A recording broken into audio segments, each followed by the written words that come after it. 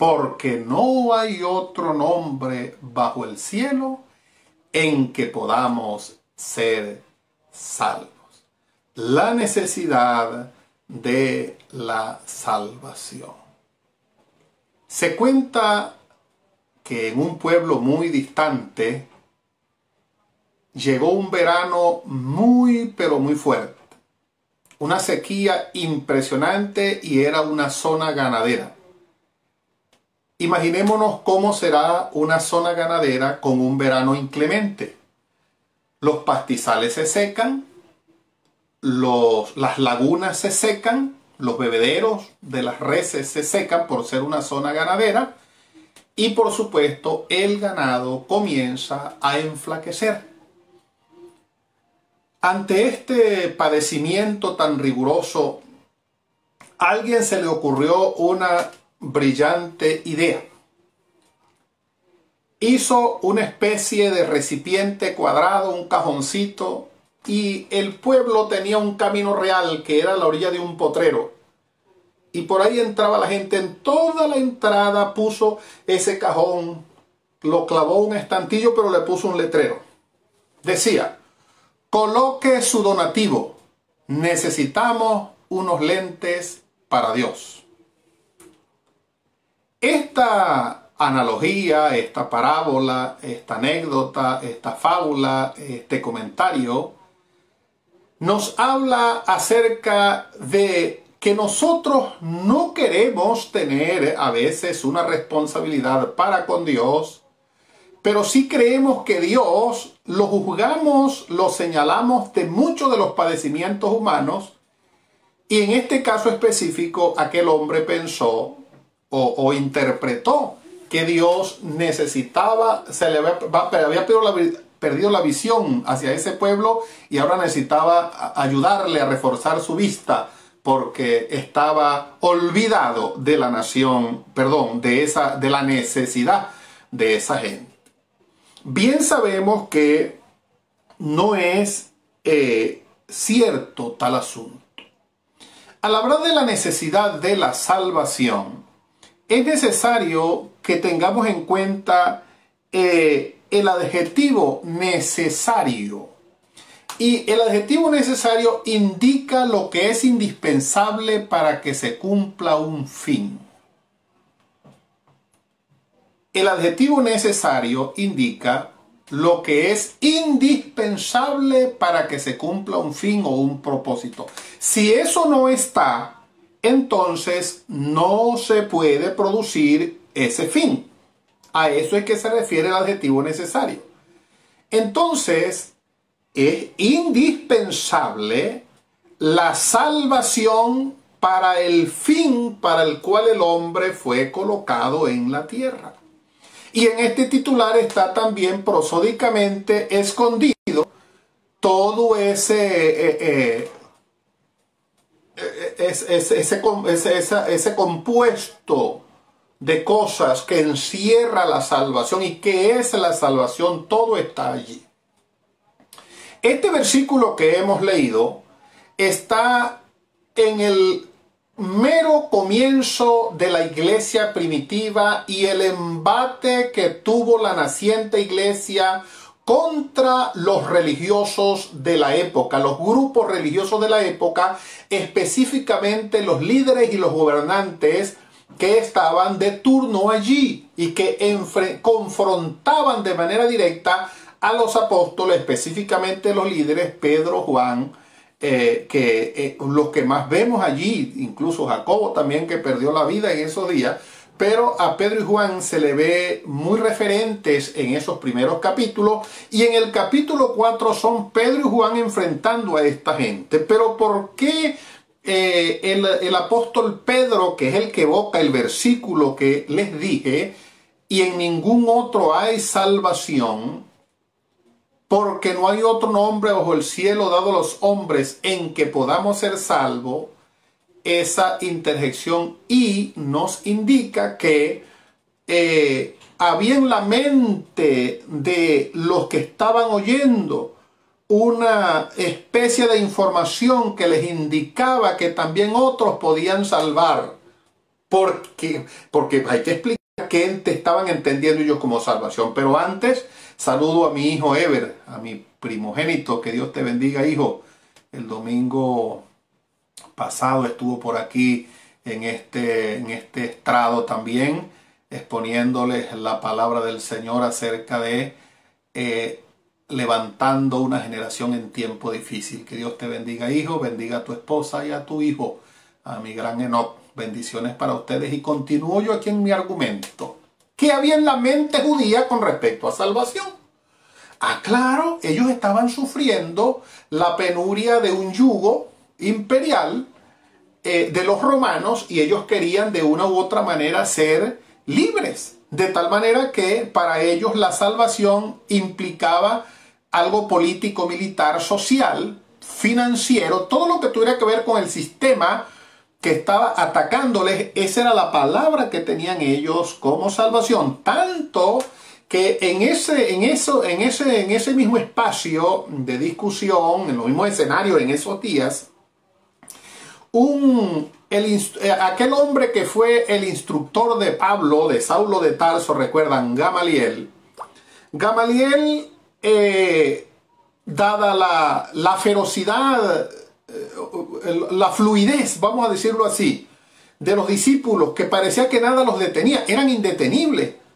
Los amenazaban, les ponían trabas, los metían a la cárcel y aparecían en el templo. Estaban indetenibles, como la iglesia siempre ha sido, indetenible.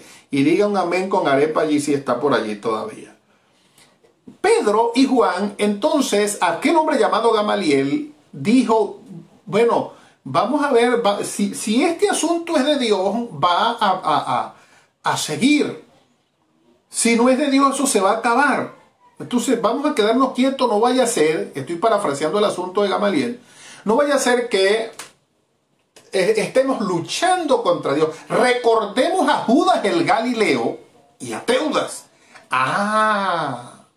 Dentro del contexto histórico de esto, entonces, allí hay una razón por la cual el apóstol usa esa interjección y en ningún otro.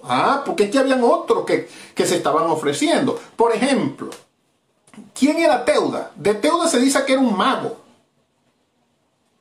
Era un tipo que afirmaba ser profeta. Y dice la historia que él ofreció dividir el Jordán, de repente como lo hizo Elías, como lo hizo Eliseo. Pero el emperador de la época, porque se levantó mucha gente siguiéndolo, a todos esos sediciosos los atacaron y entonces decapitaron a Teudas y se acabó el bochinche, se acabó el asunto. Muerto Teudas, como dice el dicho popular venezolano o quizá latinoamericano, muerto el perro, se acaba la rabia. Así pasó con Teudas. Pero se levantó Judas el Galileo. Judas el Galileo se considera que era cofundador de los celotes, un movimiento revolucionario. Ellos estaban en contra del Imperio Romano, se negaban a pagar impuestos y decían que el único Dios y gobernante de Israel era Dios. Y eso eran terribles, eran rebeldes. Y se cree que este Judas también recibió su amonestación severa a causa de su rebelión, porque eran grupos, o por lo menos el líder procuraba ser Mesías, pero fueron Mesías fallidos. Pero entonces, viniendo al caso de lo que estamos viendo, yo quiero entonces que veamos la justificación bíblica de la salvación. Porque ciertamente nosotros, no hay ser humano que no quiera vivir de manera holgada. ¿Quién quiere vivir en estrechez? Nadie quiere vivir en estrechez. Pastor, ¿usted ha vivido momentos de estrechez? Sí, permítame contarle este breve testimonio en 30 segundos. No tener que comer y no conseguir qué comprar. Eso no es fácil. No tener que comer y usted con el dinero, pero no hay que comprar. Devengas un ingreso, pero el ingreso que devengas no es suficiente para el sustento. Eso es difícil, porque te presiona, porque te angustia, porque tiende a desesperarte. situación así la vive muchos venezolanos. La están viviendo hace por lo menos unos 6, 7 años.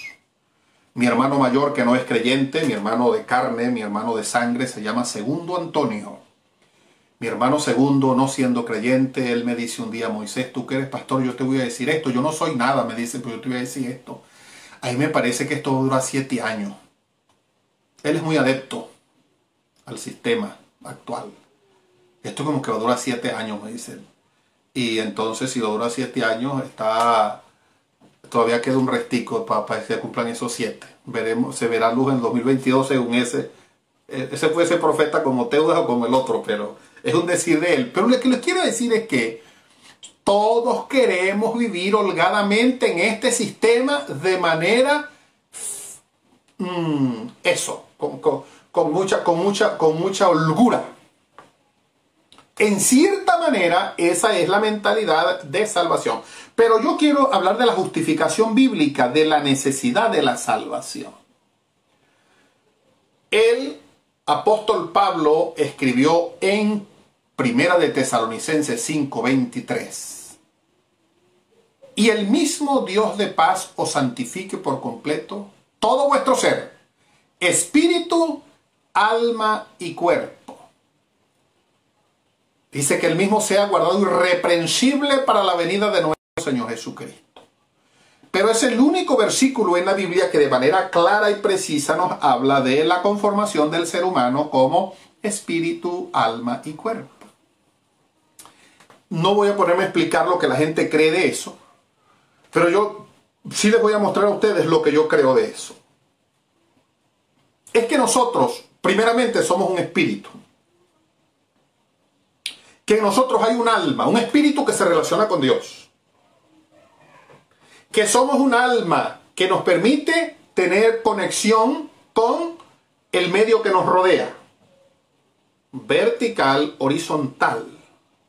Y tenemos un cuerpo que es el vehículo para entonces, alguien lo llamó un derecho legal para vivir en esta tierra. Si no tengo cuerpo, ¿cómo voy a vivir en la tierra? Es por eso que, aunque no cabe aquí, se lo voy a decir, la gente vive creyendo en que el muerto sale, que me sale. No crea eso. Solamente aquí pueden operar son los vivos, los que están así como usted y yo que están mirándome allí. Ahora bien, volviendo al punto, entonces la justificación bíblica, uno es ¿por qué? Porque el hombre ha pecado. La salvación es necesaria porque el hombre ha pecado. Mire, usted puede ser muy bueno, muy buena, puede ser buen vecino. Puede comer intranquilo el platico de comida y lo comparte con el vecino porque usted es tan bueno. Pero usted que es bien bueno o bien buena, usted necesita la salvación.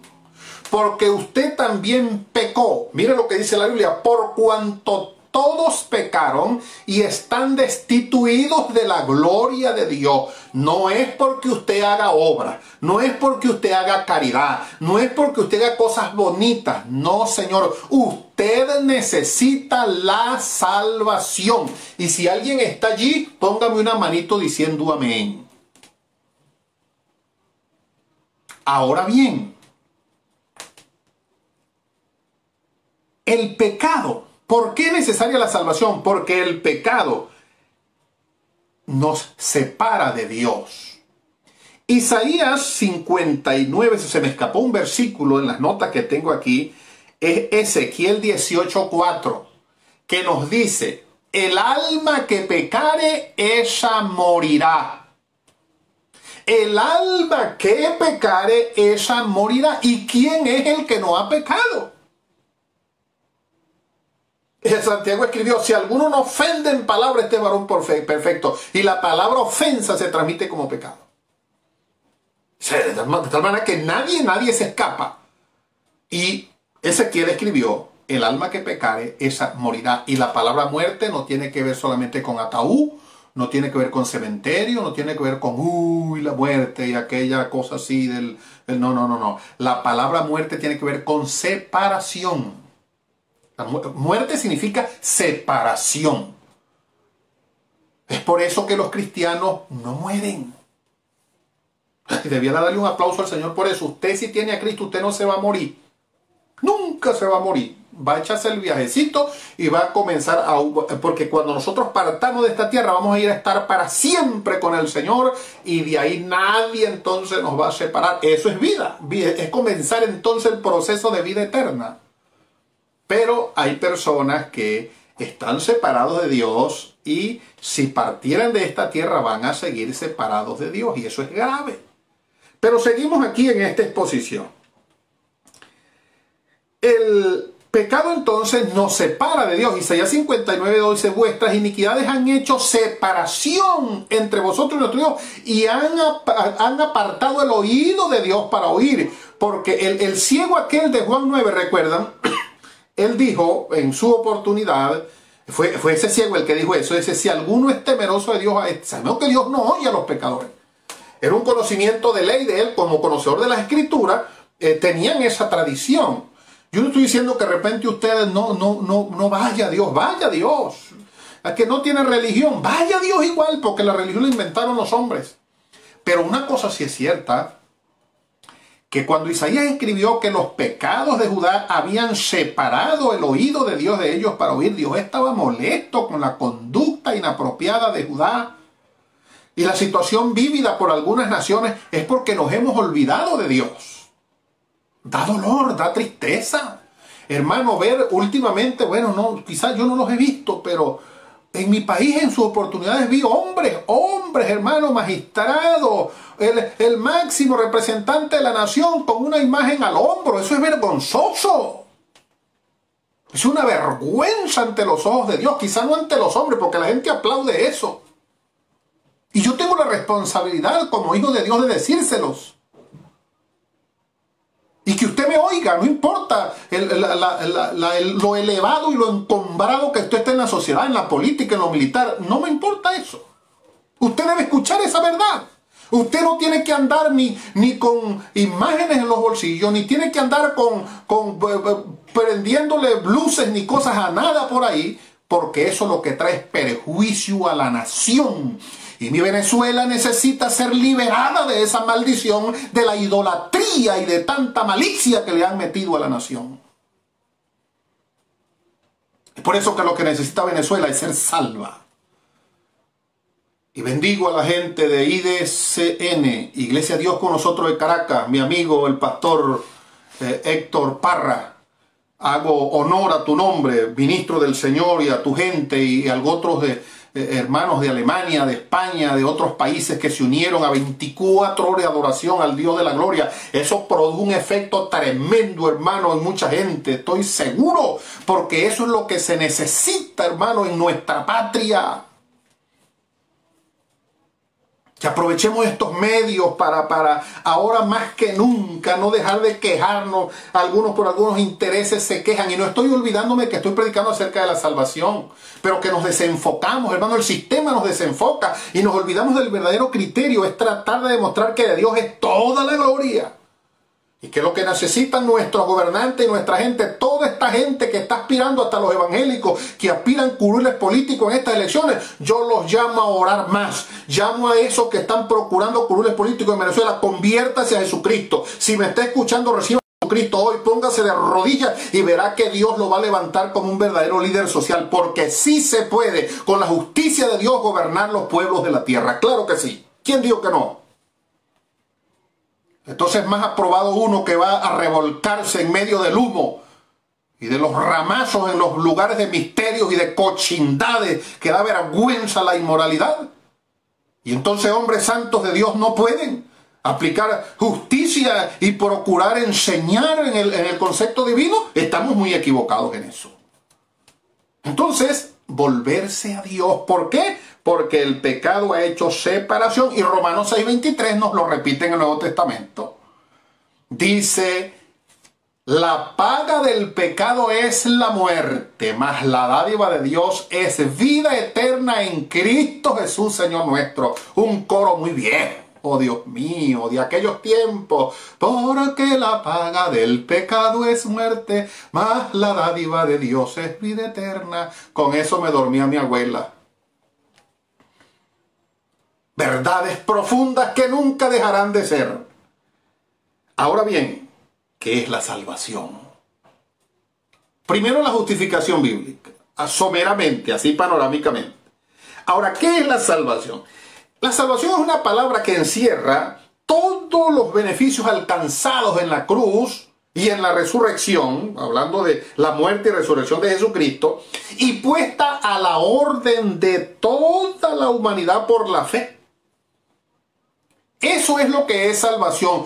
Todo el beneficio divino alcanzado por Jesucristo en su muerte y resurrección y que se lo puso a la humanidad para que por la fe lo reciba. Eso es salvación.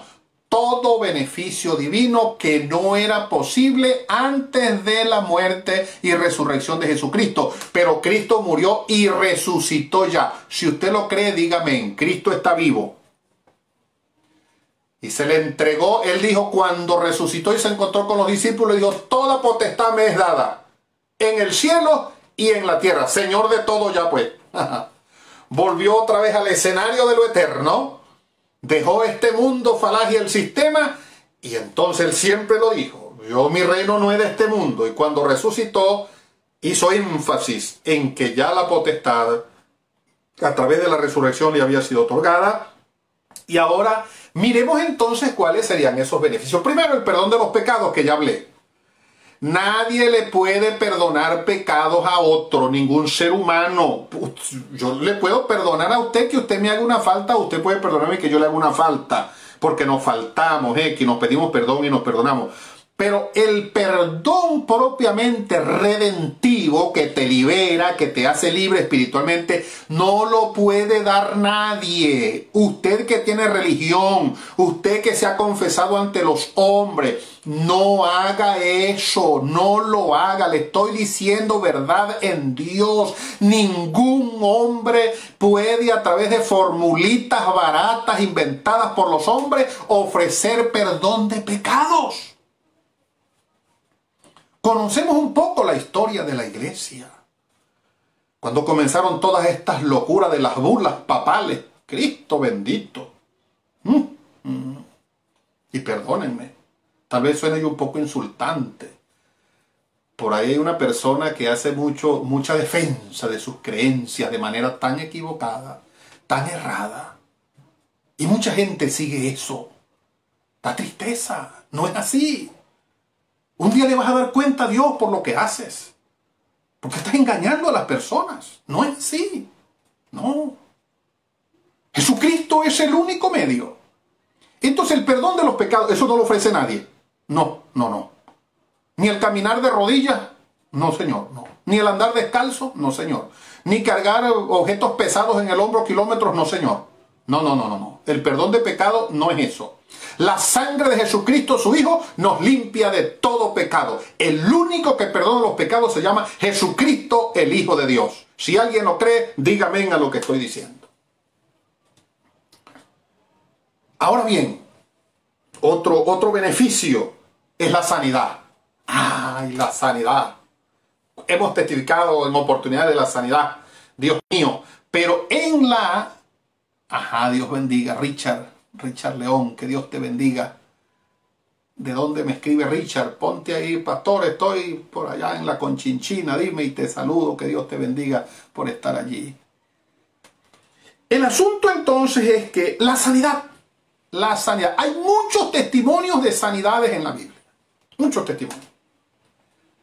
Paralíticos sanados, ciegos sanados, sordos sanados, leprosos sanados, personas con fiebre sanadas, moribundos sanados. Muchas sanidades la Biblia la describe y pudiéramos tomar un caso específico de personas que no... La mujer del flujo de sangre, por ejemplo, que hablé hace unos 2 o 3 domingos de ella, hablando acerca de desplazando el gobierno ilegal de las vidas. Hablaba de la mujer del flujo de sangre. Ella todo lo había gastado, le iba peor siempre. Bendiciones, Richard, desde Brasil. Qué bueno que estás allí. Bendigo a Sudamérica, hay hermanos de Colombia también y de Venezuela por allí. Dios bendiga a Richard desde Brasil. Entonces, cada uno de nosotros, quizá tú no lo conoces, pero la mujer del flujo de sangre, hasta que ella oyó hablar de Jesús, ella recibió la sanidad. Hoy tú puedes recibir la sanidad en Cristo porque la Biblia dice, mas Él herido fue por nuestras rebeliones, molido por nuestros pecados, el castigo de nuestra paz fue sobre Él y por su llaga fuimos nosotros curados. Eso se llama salvación. Tenía 12 años en el Evangelio y oraba siempre por mi madre. Yo soy un llanero campesino por allá de Venezuela. Y cuando creía el Evangelio, salí del monte donde nací, por allá con los venados, las guacharacas, los picures, todo esa zoología, esa fauna llanera. Y el Señor me sacó entre los burros y las vacas y me llevó para la ciudad. Y yo siempre oraba por mi madre. Mi mamá era muy parrandera, una vieja bonchona, como decimos los venezolanos, muy fiestera mi madre. Y yo le pedí al Señor que mi mamá se convirtiera al Señor. Y resulta que a la vuelta de 12 años ella se enfermó. Yo tenía 12 años en el Señor.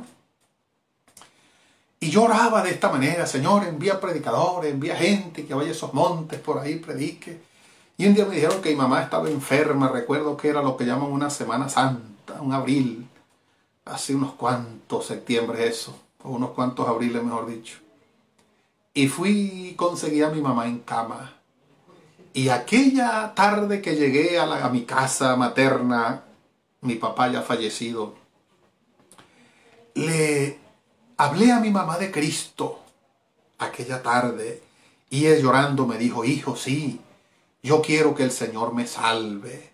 Oré por mi madre y el Señor hizo un milagro en ella y se sanó. Se salvó hasta hoy y mi mamá tiene, yo creo que ya unos 20 años en el Señor sirviéndole.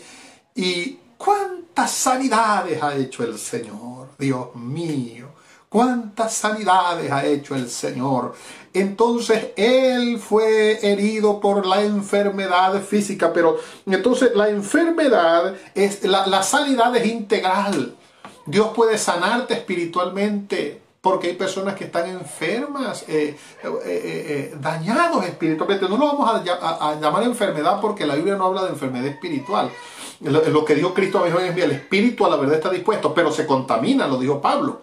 Pero hay personas enfermas del alma, emocionalmente, muy quebrantados, el corazón quebrantado. Y el Señor vino para sanar a los quebrantados de corazón. Y si el Señor vino para sanar a los quebrantados de corazón a través de la unción del Espíritu, Él colocó la unción del Espíritu en nosotros y tenemos el poder y la autoridad para sanar emocionalmente también en el poderoso nombre que es sobre todo nombre, el que se levantó de entre los muertos, y activamos el poder de la resurrección sobre toda tristeza, sobre todo resentimiento, sobre todo dolor profundo del alma en esta tarde, declarando la sanidad en el nombre de Jesucristo. Dios bendiga a mi hermano Ignacio Antonio. Bendiciones, mi hermano, aquí en España. Dios te cuide. Gracias por estar allí. Entonces, que ese resentimiento lo sana Cristo. Y hemos oído, quizás usted ha oído de testimonios de personas que han vivido situaciones muy difíciles y han sido sanados emocionalmente y han perdonado y han hecho bueno. Pero otro beneficio de la cruz es la liberación. ¿Y qué es liberación, pastor? Liberación es desarticular de la vida de alguien la actividad de los demonios. A eso se le llama liberación. Pastor, ¿qué es un demonio? Un demonio es un ser incorpóreo que necesita un cuerpo físico para actuar en la tierra. Los demonios son seres incorpóreos. Los que creemos en la sana doctrina, alguna gente habla de los demonios fuera. Para mí, lo más normal es creer que los ángeles caídos se convirtieron en esos seres espirituales que fueron desnaturalizados de parte de Dios y ahora cumplen una función de enemistad contra Dios. Que algunos de ellos tenían tanto poder que fueron encadenados en prisiones eternas y están por allí. Pero vamos a dejar la clase de teología por un lado y vamos a enfocarnos en la necesidad también de liberación que la gente tiene. Pastor, sí, la Biblia habla de endemoniados. Sí, Señor, una y otra vez el Señor ha hecho fuera muchos demonios. Tanto que el Evangelio de Marcos, el primer milagro que se encuentra en la Biblia es el Señor libertando a un endemoniado en la sinagoga. Con esto quiere decir que la religión no tiene poder para echar fuera a los demonios se echan fuera en el nombre de Jesucristo. La Biblia dice: he aquí os doy potestad de hollar serpientes y escorpiones y sobre toda fuerza del enemigo y nada os dañará. está hablando acerca de la autoridad sobre los demonios. Romanos 16:20, y el Dios de paz aplastará en breve a Satanás debajo de la planta de vuestros pies. Autoridad sobre los demonios. Y despojando a los principados y a la potestad, los exhibió públicamente, triunfando sobre ellos en la cruz. Colosenses 2:15, autoridad sobre los demonios.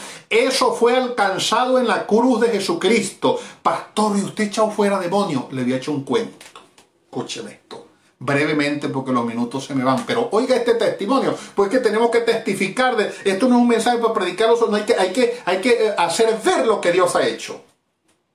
Ahora, ¿qué situaciones? ¿Cómo hay actitudes de las personas que están enmarcadas dentro de un trabajo de demonios dentro de las personas? En una oportunidad termino de predicar en una congregación en una ciudad de Venezuela. Y la persona que iba a llevarme a mi casa me dice, entre pastor. Yo entro a un carro, entro al coche, al auto donde me iban a llevar a mi casa. Y cierro la puerta, me siento en el lugar del copiloto que llaman, y la luz de adentro del auto, eran como las 10 de la noche, estaban apagadas. Pero nosotros estamos cerca de una esquina, un poquito menos de media cuadra del brote de una esquina así.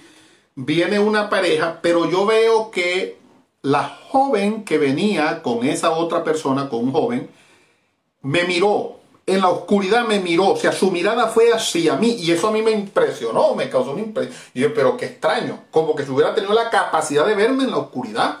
Le estoy contando la experiencia que vi. Ellos llegaron a una casa que estaba casi al frente de la congregación donde estaba predicando, y en un instante viene una abuelita y le habla al oído al chofer, y entonces el chofer llega y me toca mi pierna izquierda y me dice, pastor, mire, que mi mamá quiere que oremos por mi sobrina. Ah, caramba. Yo tuve una impresión. Si es esa la sobrina la que llegó, esa está endemoniada, dije yo. Y uno está acostumbrado a que a veces con los demonios hay que batallar con ellos para echarlos fuera. Creencias que uno tiene. Y entonces, bueno, pues vamos a orar por ella. Hermanos, como el cuento es breve, estaba endemoniada. Estaba endemoniada. Dios mío. Después, si usted quiere me pregunta, pastor, ¿qué pasó con ella? Pero la liberamos esa noche. Una joven. Muy joven, muy joven. Recuerdo su nombre, recuerdo su aspecto, pero estaba endemoniada. Hubo que sacarle un espíritu terrible que tenía esa mujer. Eso se llama también salvación. La Biblia dice que el Señor nos sacó de las tinieblas al reino de su amado Hijo. El poder liberador de la salvación. Ahora, salvación es sacar del yugo del pecado, ya lo hemos dicho. Juan 8:34 dice que el que practique el pecado, esclavo es del pecado. Pero también nos dice en Romanos capítulo 6, versículo 20, de la misma manera, nos habla de la esclavitud del pecado, de tal manera que la salvación en Jesucristo es lo único que puede liberarnos de ello. Ahora bien, quiero decirle que la religión no salva. ¿Usted cuántas veces ha oído? Todas las religiones llevan a Dios. ¿Ha oído usted eso? Si usted ha escuchado eso, dígame amén. Que todas las religiones llevan a Dios. Eso es mentira. No se ponga a creer eso. ¿Cómo que todas las religiones llevan a Dios? Si incluso hay religiones que no tienen ni siquiera a Jesucristo. Hay personas que se viven peleando por la verdad, que ese tiene la verdad, que el otro tiene la verdad, que si la manera como yo creo es, que si no es así, que la gente vive peleándose por esas cosas. Yo lo que hago es mirar eso y me río. Porque la Biblia me habla a mí de la multiforme sabiduría de Dios. Me habla de la multiforme gracia de Dios. Para mí el que predica de una manera y la predica de otra, si tiene a Cristo, algo está haciendo, como dijo Pablo. Por alguna intención están predicando. Lo importante es que Cristo se predique, pero que se predique como tiene que predicarse. Pero no que se niegue a Cristo. Entonces, no todas las religiones llevan a Dios. Cuando usted le ponen otro mediador que no es Cristo, cuando usted le ponen otro nombre que no es Cristo por el medio y le están echando un cuento y le tratan de justificar esa mentira, no se ponga a creerlo, porque la Biblia dice que no es así. La Biblia dice, como leímos el versículo, que es solamente Cristo. Entonces, Jesucristo es el único medio de la salvación. ¿Por qué? Pues porque Él es el eterno Hijo de Dios. ¿Sabe lo que dice 1 Timoteo 2:5? Porque hay un solo mediador entre Dios y los hombres, Jesucristo hombre. ¿Cuántos mediadores? Uno solo. Alguien dígame por ahí un comentario. Uno solo. ¿Cuántos mediadores?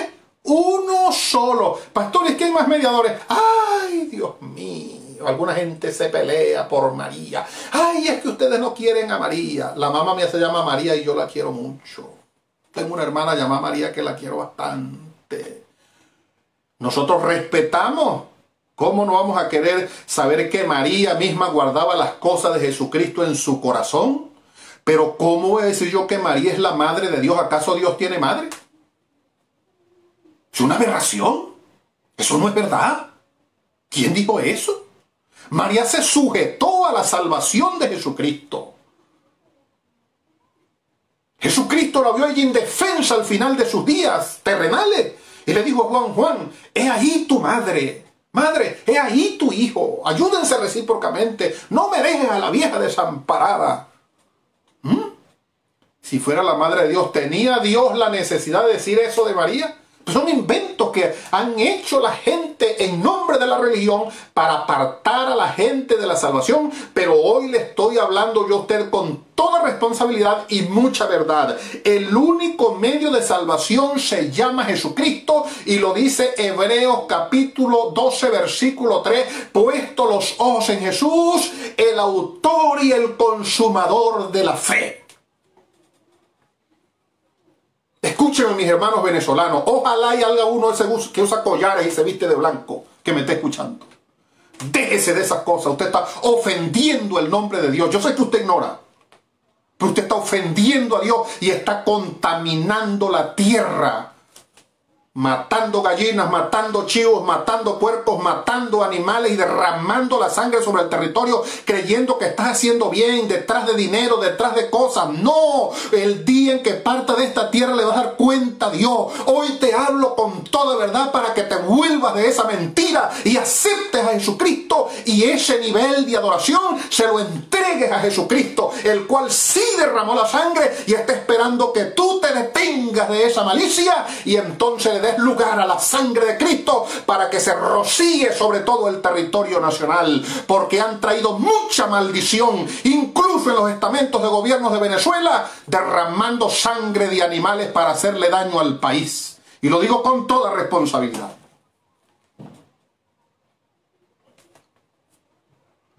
La sangre de Jesucristo nos limpia de todo pecado.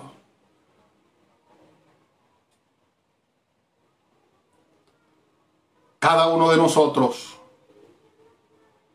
tenemos una responsabilidad grande delante de Dios. No digo a los cristianos, estoy hablando de los seres humanos, de buscar la salvación, la necesidad de la salvación.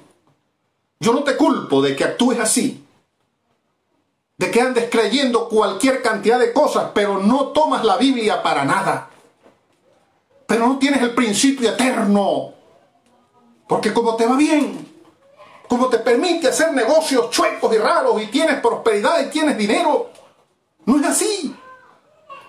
Hay principios eternos establecidos por Dios. Finalmente, ¿cómo recibir los beneficios divinos de la salvación?